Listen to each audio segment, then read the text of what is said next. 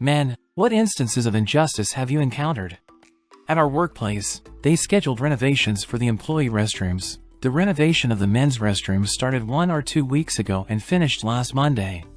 During this time, male employees used the visitors' restroom while the female employees continued to use their designated women's employee restroom. On Monday, when the renovation of the women's restroom began, the men's restroom, which no man had used after the renovation, became a temporary women's employee restroom until the renovation of the women's restroom was completed. As a result, men had to manage without an employee restroom for several weeks, even though women didn't have to use the visitors' restroom at all. My mom does this with me and my brother. She insists that the doors to my room and my brother's room be kept open all the time, unlike our sister's room, where this rule doesn't apply. When we asked her to explain why, she said, "Your sister is a girl, and girls need privacy, but boys don't."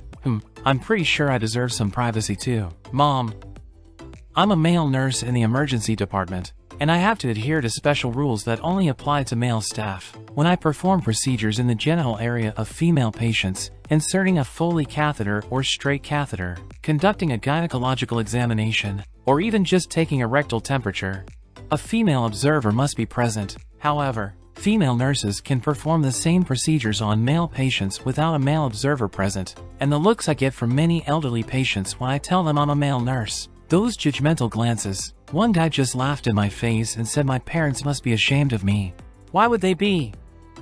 My ex-girlfriend used to stalk me. Everyone around said, "You must have encouraged her." On top of that, every time I called the cops, they treated me like a criminal. When I filed for a restraining order against her, they kept dragging me to court, thinking I was the one someone wanted the order against. And the cherry on top, the judge reluctantly granted the order but talked to me like I was a spoiled child. I still believe he only signed it because my family came to support me.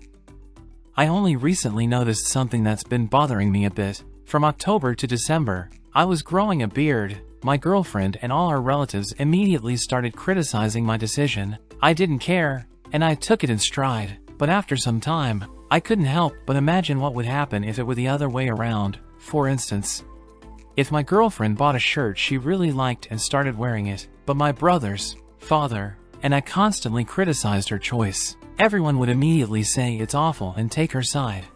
But when they started spouting nonsense about my decision to grow a small beard, no one condemned them. I was flying alone on a plane and heading to my seat when a flight attendant loudly asked me if I could switch seats with a guy who was roughly my age, 20 or slightly older, because it's not advisable to seat single adult males next to unaccompanied minors. The guy seemed very nice, but I'll always remember the embarrassment on his face when we switched seats, and the whole plane was looking at us. I wish I had had more confidence at the time to express what I was thinking to the airline staff. I'm a man, and those who explain to me what a real man should be like are women. Why do they think they have the right to say so? Imagine if I told women how a real woman should behave and expected them to meet my expectations. Clearly, that's wrong. Let women decide what a real woman should be, and let men decide what a real man should be. I saw a little girl crying in the grocery store. She was standing with her back to the shelf, crying, and for a few minutes, I didn't see anyone nearby who could be her parent. I approached her to ask if she was okay and try to help her. I have children, and I couldn't just watch a frightened little girl. I squatted down and took her hand. Suddenly, out of nowhere, the distressed mother appeared with a security guard, started yelling at me, asking what I was up to, and demanded that I remove my hand from the girl.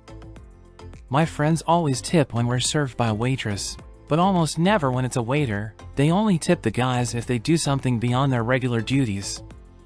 I've been told many times in clubs and bars, ladies get in for free, men $20. Who do you think orders the majority of drinks in such places? Besides, I came with my wife and have no intention of meeting other women. It really annoys me.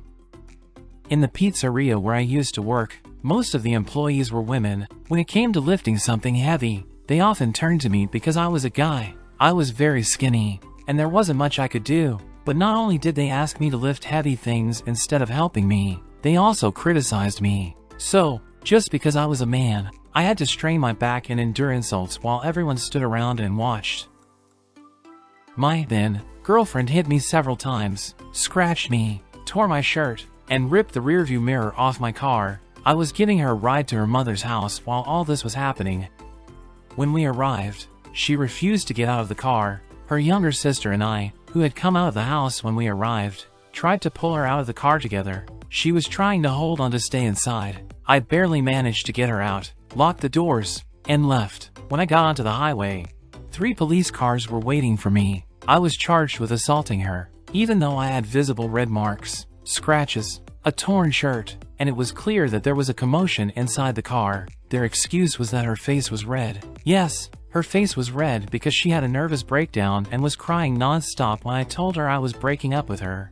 I lost $700 because they impounded my car. Shortly before that, I had applied for an internship with the Royal Canadian Mounted Police, and I was about to take the suitability test, but I was disqualified due to the pending charge. I also couldn't get a job that I would have been guaranteed to get, but I was rejected after a background check because of the assault charge, which was later dropped. My teacher told me that she would have given me an A for the year if I weren't a boy. She only gave A's to girls because they had fewer academic achievements. It seems she had problems with the school administration after that admission.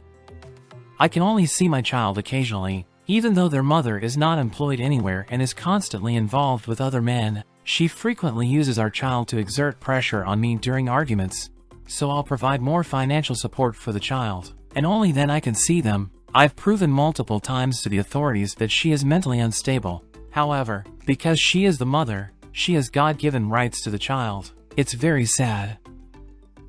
I was kicked out of the bar because I was the only male patron, and the women decided they would enjoy the bar more if there were no men at all. Normally, this bar welcomed all patrons, but it happened that a group of women, fans of K-pop music, came and decided to kick me out, and even the bartender couldn't do anything. During a life drawing class in the first week, we didn't have a model, so the instructor gave us a homework assignment to draw any human figure. Anything, literally anything, as long as it was a human figure. I love fantasy, so I came home and drew a smiling, naked forest nymph sitting on a tree stump covered in mushrooms and flowers. When I showed my drawing in the next class, the instructor and other students started berating me for objectifying the female body. This turned into a 20-minute dispute about how men depict women in art and how it's bad, and I ended up with a D, literally just because I was the only guy who decided to draw a naked woman in a life drawing class. I'm so fed up with the courts granting full custody to mothers because children need their mothers more than their fathers. When it's a damn foolish decision, children growing up without their fathers are more likely to be inadequate and prone to aggression. Children with fathers suffer less. Even if a mother humiliates her children every day, is an alcoholic, she will still get custody over a father with a 6-figure income, a 4-bedroom house with 2 bathrooms. And even if the child wants to live with the father, I'm so damn tired of this legal system favoring terrible women in custody matters over men. I've been through this as well. The mother of my child falsely accused me of things I never did to prevent me from seeing my child. I took her to court, represented myself as I had no money, and cleared things up, showing the truth, but I still didn't even get partial custody, and I had to wait months for my case to be heard because I'm a man. I must say, my child is older now, and I can see them whenever I want. The system is so broken, and there's no equality for fathers in such situations, but I hope things will get better, and I believe they will. Wishing you the best of luck. It's strange, but our male principal has made it clear that he doesn't like any of the men at our school. So, me and about 4 to 5 other male teachers out of approximately 32 staff members receive awful recommendations that our principal falsifies for no apparent reason. We think he just wants to look like a good boy. What's even sadder is when some of our female colleagues say something like, "I can do whatever I want because he likes me anyway."